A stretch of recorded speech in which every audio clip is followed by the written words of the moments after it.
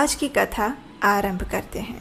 ये एकादशी अपने नाम को चरितार्थ करती है, यानी वह उसके पालन करने वालों की सभी मनोकामनाएं पूर्ण करती है। लेकिन इस एकादशी की दो विशेष बातें भी है। पहली तो ये कि ये हिंदू नव वर्ष की सबसे पहली एकादशी है, और दूसरी ये कि इस एकादशी के अगले दिन यानी द्वादशी पर एक विशेष पर्व आता है, जिसे दमनक आरोपण द्वादशी के नाम से जाना जाता है। और उसके पीछे का इतिहास क्या है, तो आइए इस कामदा एकादशी के उपलक्ष्य में हम इस इतिहास की भगवान श्री जगन्नाथ से जुड़ी हुई एक विशेष लीला का श्रवण करते हैं। ये बात है अनेक वर्षों पूर्व की, जब जगन्नाथ पुरी धाम में एक राजा राज्य करते थे। वे भगवान जगन्नाथ के बड़े भक्त थे। अब एक दिन ऐसा हुआ कि सुबह सुबह पुजारी ने जगन्नाथ जी के गर्भगृह के द्वार खोले तो उन्हें जगन्नाथ जी का एक वस्त्र नीचे गिरा हुआ मिला, और ये देखकर वे अत्यंत प्रसन्न हो गए, क्योंकि ये शुभ संकेत था। तो बस सभी पुजारी प्रसन्न होते हुए जगन्नाथ जी के इस वस्त्र की भेंट राजा को देने के लिए उत्साह पूर्वक राजा के पास पहुँचे। वहाँ जाकर देखा तो प्रातः काल में राजा चौसर खेल रहे थे। पुजारी ने प्रसन्न होते हुए राजा को जगन्नाथ जी का प्रसाद वस्त्र प्रदान किया। अब उस समय क्या हुआ कि राजा अपने दाएं हाथ से पासा फेंकने में व्यस्त थे, इसलिए उन्होंने अपने बाएं हाथ से उस वस्त्र को ले लिया, और वो भी ज्यादा उस वस्त्र की ओर ध्यान दिए बिना। अब ये देखकर पुजारी थोड़े उदास तो हो गए, लेकिन अब क्या करें, राजा के सामने वे कैसे कुछ बोल सकते थे, इसलिए चुपचाप वहाँ से चले गए। कुछ समय बाद राजा का खेल समाप्त हुआ। वे अपने कक्ष में वापस आए और अचानक उन्हें याद आया, अरे ये मैंने क्या अपराध कर दिया। मैं मूर्ख अपने खेल में इतना व्यस्त हो गया कि मैंने जगन्नाथ जी के प्रसाद वस्त्र की ओर ध्यान भी नहीं दिया और बाएं हाथ से उसका स्वीकार किया। हे प्रभु, मुझ पापी ने कितना बड़ा अपराध कर दिया। अब मैं कैसे इसका प्रायश्चित करूँगा। इस प्रकार स्वयं को दोषी मानते हुए प्रायश्चित करते हुए राजा ने खाना पीना बंद कर दिया। ना तो वे किसी से बात करते और ना ही राज्य के कार्यभार में ध्यान देते। आखिर एक सप्ताह बाद राजा ने कुछ कठोर निर्णय लिया। राजा ने सोचा, हे प्रभु, मैंने अपने बाएं हाथ से आपके प्रसाद वस्त्र का स्वीकार किया और इस प्रकार एक बड़ा अपराध किया, इसलिए मेरा प्रायश्चित यही है कि मैं अपने इस बाएं हाथ को काट दूं। लेकिन अब अपने ही हाथ को कैसे काटा जाए, तो उन्होंने एक उपाय ढूंढ निकाला। राजा ने अपने विशेष मंत्री को बुलाया और उनसे कहा, हे मंत्री, कुछ दिनों से कोई बात है जो मुझे परेशान कर रही है। जब भी मैं रात को सोने जाता हूँ तो मेरी खिड़की में से एक लंबा सा हाथ आता है और वो मेरा स्पर्श करने का प्रयास करता है। ये देखकर मैं भयभीत हो जाता हूँ और इसी कारण से पिछली कई रातों से मैं सो नहीं पाया हूँ। अपने राजा को इस प्रकार उदास देखकर मंत्री ने कहा, हे राजन, आप चिंता ना करें, हम अभी इस भूत को भगाने के लिए विशेषज्ञ तांत्रिकों को बुलाते हैं।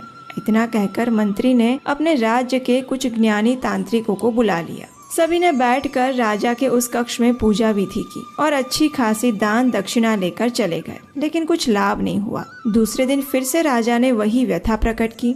फिर मंत्री ने निर्णय लिया कि आज रात वो स्वयं राजा के कक्ष में रहेंगे और उस हाथ को काट डालेंगे। रात होते ही मंत्री राजा के कक्ष में पहरा देने लगे और राजा को किसी और कक्ष में भेज दिया। मध्य रात्रि हुई, खिड़की में से एक हाथ आया और उसे देखते ही मंत्री ने अपनी तलवार से उसे काट डाला। अगले दिन सुबह प्रसन्न होता हुआ मंत्री उस कटे हुए हाथ को लेकर राजा के पास गया और उसे ये शुभ समाचार देते हुए रात्रि की संपूर्ण घटना कह सुनाई। राजा ने भी मंत्री की प्रशंसा की और उसे पारितोषिक प्रदान किया। इतने में मंत्री ने देखा कि अरे अरे, ये क्या, राजा का बायां हाथ कटा हुआ है। कहीं इसका अर्थ ये तो नहीं कि रात्रि में उसने जो हाथ काटा था वो और किसी का नहीं अपितु स्वयं राजा का था। ये सोचकर उस मंत्री के पैरों तले से जमीन खिसक गई। वो रो रो कर राजा से क्षमा मांगने लगे और प्रायश्चित करने लगे, लेकिन राजा ने उन्हें ये कहते हुए आश्वस्त किया कि वो उनकी ही इच्छा थी, क्योंकि उन्होंने जगन्नाथ जी के महाप्रसाद का अपमान किया था। फिर भी दुखी हृदय से मंत्री राजा का वो हाथ लेकर जगन्नाथ वल्लभ उद्यान में चले गए और उन्हें वहाँ बड़े आदर सत्कार से समाधि दी। अब राजा का एक हाथ तो कट गया, इसलिए जगन्नाथ मंदिर के नियम अनुसार अब वे जगन्नाथ जी की प्रत्यक्ष सेवा मंदिर में तो नहीं कर सकते थे। इसलिए अब वे प्रतिदिन जगन्नाथ जी के लिए उद्यान से पुष्प चुन कर आते और उससे माला बनाने की सेवा करने लगे। एक दिन पुष्प चुनते हुए उन्होंने एक बड़ा ही सुंदर और सुगंधित पुष्प देखा। उसे देखकर उन्हें अत्यंत आश्चर्य हुआ, क्योंकि आज से पहले वो यहाँ नहीं था। राजा ने इसके विषय में वहाँ के माली से पूछा, लेकिन उसे भी इस पुष्प के बारे में कोई जानकारी नहीं थी।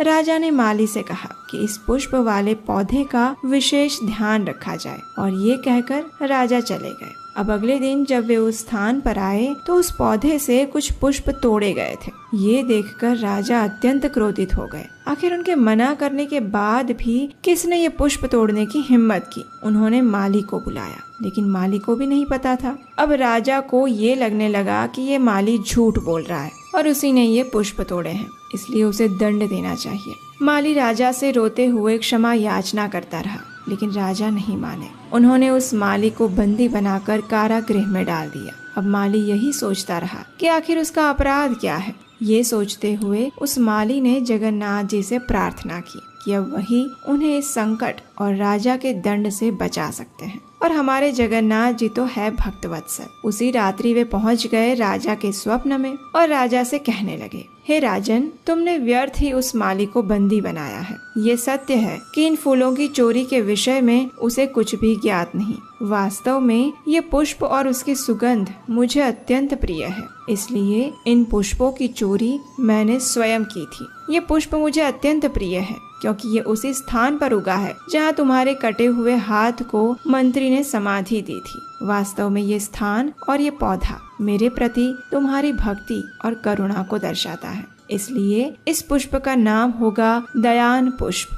जाओ, इसी क्षण उस माली को मुक्त करो, और आज से उस माली का नाम होगा दयान माली। और कल चैत्र शुक्ल पक्ष की चतुर्दशी तिथि है। मैं चाहता हूँ कल इसी दयान माली द्वारा इन्हीं पुष्पों से मेरा श्रृंगार किया जाए और इस उत्सव को प्रतिवर्ष मनाया जाए। और मैं तुम्हारी भक्ति से अत्यंत प्रसन्न हूँ। तुम्हें आशीर्वाद देता हूँ कि तुम्हारा कटा हुआ हाथ भी वापस आ जाएगा। इतना कहकर जगन्नाथ जी चले गए। राजा उठे तो उनका कटा हुआ हाथ वापस आ चुका था। उन्होंने जाकर माली को कारागृह से मुक्त किया, उसे सम्मानित किया, उससे क्षमा मांगी।